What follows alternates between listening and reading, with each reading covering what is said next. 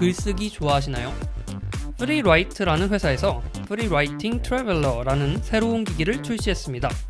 글쓰기 전용 도구를 표방한 이 작은 노트북은 컬러 화면 대신 이잉크를 탑재하고 오로지 글쓰기밖에 안 되는 것을 특장점으로 내세웠습니다. 한때 유행했던 UMPC가 떠오르기도 하는데 글쓰기를 좋아하는 작가들의 마음을 두드릴 수 있을까요? 가격은 $600라고 합니다. 자, 그럼 마지막 장난감 소식부터 한번 다뤄보도록 하죠. 네.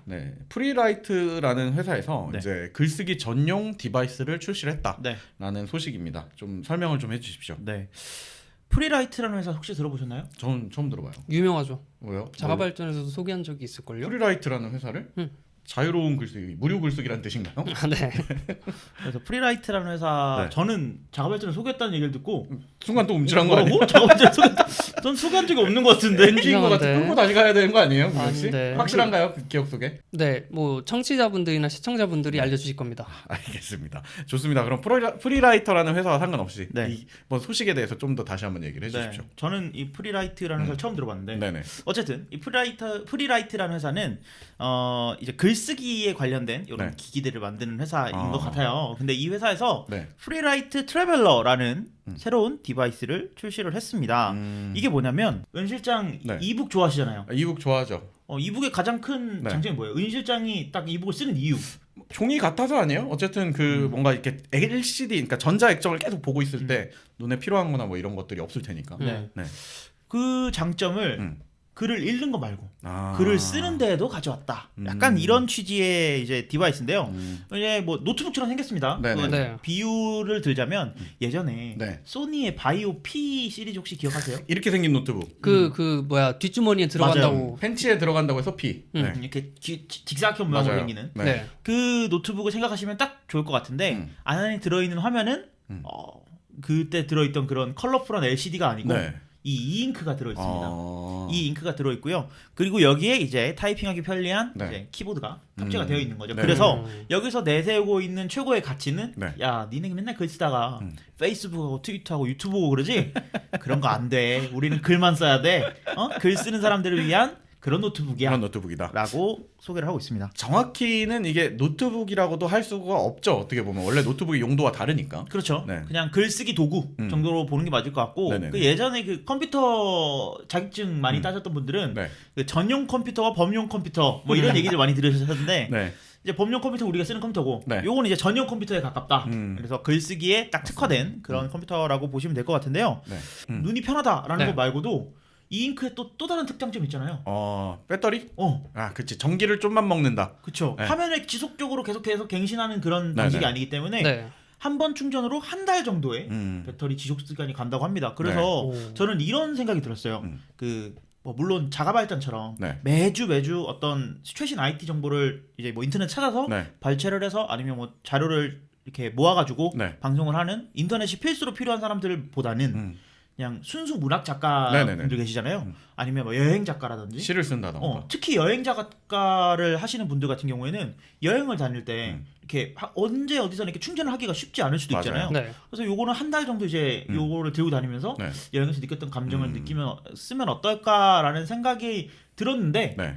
근데 가격이 너무 비싸요. 가격이 얼마인가요? 가격이 이제 헤드라인에서도 말씀드렸지만 뭐 $600 정도 선이라고 그럼 합니다. 우리나라 들어오면 한 70만 원 이 정도 잡아야겠네요. 그렇죠. 그러니까 이제 어마어마한 그 편리성을 제공하는 것도 아니고 그렇죠. 오히려 불편한 거에 오히려 가까운데. 불편함을 제공하는데 그럼에도 불구하고 가격이 너무 비싼 게 아닌가? 70만 원짜리 긍정씨 지금 머릿속에 딱 스쳐가는 70만 원짜리 소형 노트북 하면 얇은 노트북 하면 뭐 떠오르는 것들 몇 개 있잖아요 머릿속에. 뭐 옛날에 많이 썼었죠. 한창 그런 거 좋아하시잖아요. 그랬었죠. 그리고 모았었지. 이미 그 긍정 씨가 좋아하는 뭐 크롬북이라던가 이런 것들만 봐도 뭐 한 50만 원 언더면 충분한 성능으로 꽤 오래 가는 걸 또 살 수 있잖아요. 네. 그렇죠. 그러니까 말씀 주신 것처럼 용도가 명확하긴 한데 과연 가격 경쟁력이랑 이런 걸 봤을 때 대안책이 너무 많은 거 아닌가? 뭐 이런 생각이 좀 들어요. 근데 이 프리라이트라는 회사 자체가 네. 이 글쓰기 타이핑하는 데 초점이 많이 맞춰져 있어서 네. 이 제품은 이제 프리라이트 트래블러잖아. 네. 그러니까 휴대용이란 말이에요. 네네네. 휴대용이 아닌 기기도 판매를 해요. 그럼 다른 프리라이트 기기들도 있는 거예요? 그치. 프리라이트 모델 중에 이제 얘는 네. 포터블 모델이다라고 보시면 되고 그 전에 건 진짜 여러분이 상상하는 타자기 모양인데요. 가운데 액정이 달렸어. 네. 타작인데 액정이 달린 거야. 그래갖고 거기에서 그냥 타자를 치면 그 화면에 글씨가 나온다. 그것도 마찬가지로 이잉크 모델이었었고요. 네, 그럴 겁니다. 네. 그래서 아무튼 용도는 너무 와닿고 뭔가 이런 것도 좋아하시는 분들 많거든. 이런 네. 감성. 그래서 좀 좋은 것 같기도 해요. 저는 옛날에 이런 비슷한 모델로 핸드헬드 PC라는 걸 썼었어요. 혹시 두 분 뭔지 아세요? 알죠. 핸드헬드 카메라는 아는데 핸드헬드 카메라 말고 모비아라고 모비아 뭐 시벨리우스 이런 모델들이 뭐라고요? 있었어요. 아니 욕 아니에요. 네. 아무튼 그런 모델들이 있었는데 시그마리온인가 뭐 이런 노트북 자우루스. 자우루스도 있었지. 아무튼 그래가지고 거기는 윈도우도 안 들어가 있고 그 핸드헬드 윈도우 CE라고 하는 모델이 들어가 있었어요. 그래서 인터넷을 하려고 해도 인터넷도 잘 안 돼. 지금 어디 중고나라에서 잘 사면은 그게 이걸 훨씬 더 저렴한 가격에 용도를 대체할 수 있을 것 같은데. 뭐 어쨌든 저는 하나 갖고 싶더라고요 괜히. 아, 그래요? 네, 근데 이게 네. 지금 사이트에 들어가 보니까 할인을 하고 있어요. 네. 그래서 429불에 살 수가 있긴 한데 그래도 비싸. 그래도 좀 비싼 것 같아요. 저는 이게 네. 한 20만 원대까지 들어오면 한번 사볼 사볼 만하죠. 만한 것 같아요. 199불. 네, 그리고 이제 그 키보드도 그냥 네. 대충 그냥 그런 키보드가 아니고 그래도 좀 타이핑을 많이 신경을 써서 만든 그런 키보드인 것 같아서. 하긴 이거 글 쓰는 분들은 이 타이핑의 키감이나 이런 것도 되게 중요할 거 아닙니까? 그러니까요. 그렇죠. 음. 근데 그 아까 바이오 P나 네. 이런 제품들을 예시로 들어줬는데 이게 이제 액정이 가운데 있어요. 맞아요. 그러니까 되게 양가 작네요 지금. 정확히 말하면 화면입니다. 이 잉크는 액정이 아니기 때문에. 아, 그렇죠, 그렇죠. 화면이 전체 사이즈에 비해서 한 3분의 1 정도만 되고 가운데 정리되어 있는 모습이에요. 네. 그래서 저는 이게 그런 노트북보다는 아이리버의 딕플이라고 전자사전이 전자사전. 있습니다. 전자사전. 그 중에 D26 모델이 얘랑 똑같이 생겼어요. 아니 한 업체가 신제품을 발표했는데 저희 셋 다 옛날에 추억 기계들을 갖고 오고 있네요. 그게 이 기계의 특징을 잘 말해주는 것 같습니다. 이 기계가 추억 때문에 나온 거잖아, 사실. 그렇지. 그 이 가운데 이 액정을 이렇게 놨다는 게 저는 개인적으로 조금 아쉬운 것 같아요. 화면. 네, 자꾸 말하지만 화면을 가운데 놨다는 게 사실 이 사이즈를 생각했을 때 가로로 좀 풀로 해서 와이드로 해도 충분히 사용성이 있지 않았을까. 아, 다단 같은 거 쓰면 얼마나 좋아요. 그러니까요. 일단 뭐 한글이 지원이 된 거라고 하긴 하는데. 아 지원된대요? 네, 한글 뭐 당연히 한글 외에 이제 여러 가지 언어들이 지원을 하는데 네.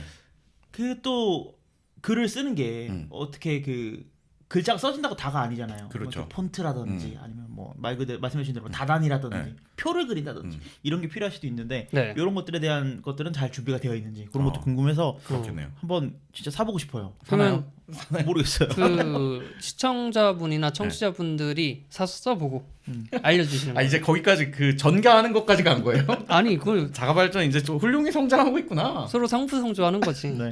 아무튼 그 글을 쓰시는 분들 그리고 아까 아망드 씨가 말씀해주신 대로 그 여행이나 뭐 어떤 상황에 처해 있으신 분들한테는 뭐 딱 맞는 도구일 수도 있고 네. 어떤 분들한테는 이게 도대체 왜 필요할까라는 생각도 들 수 있는데 뭐 이런 시장도 있어야 되지 않겠습니까? 그러니까 저희 이렇게 이 무거운 아이패드를 들고 네. 다니고 있는데 또 이것도 이런 그 사나이 마음을 울리는 그런 제품이 나온 게 아닌가. 70만 원이면은 에어 3 한 대 사고 그리고 이제 키보드도 좋은 걸로 하나 사가지고 네. 갖고 다닐 수 있지 않을까 뭐 이런 생각입니다. 네, 재밌는 디바이스였습니다. 네, 혹시나 뭐 관련된 걸 사용해 보신 분들 있으면 댓글 좀 달아주십시오. 네.